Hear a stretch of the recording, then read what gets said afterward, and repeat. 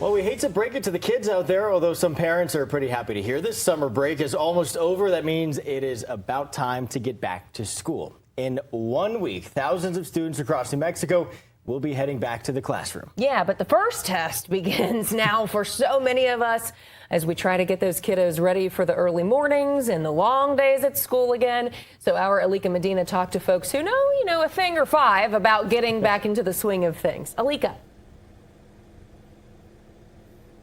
Yeah, Tessa, in just 7 days, this quiet school near downtown Albuquerque will soon be filled with teachers and students trying to get back into the groove of the school year. Well, I spoke to a pediatrician who says right now is the best time to get your kids back into that school routine. There's nothing like waking up early and starting a new school year.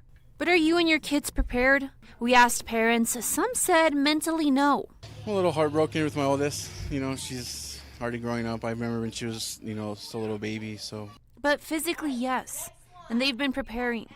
What we do every day, really get them up, feed them, get them dressed, and then just take them outside like they're going to the playground or whatever. We've been practicing get up earlier and trying to eat our lunch at a certain time so she adjusts to that time.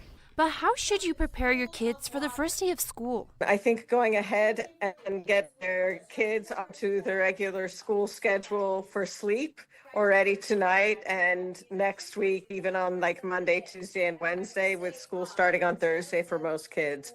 So trying to get them to be in bed at the appropriate time for them. Dr. Alexandra Svanvich says a good night's sleep and exercise plays a huge role in keeping a healthy routine.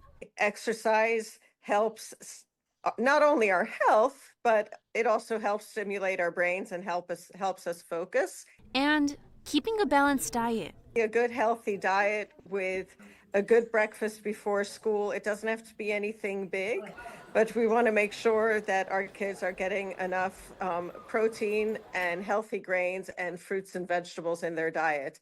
And all that will help get them physically and mentally ready for school.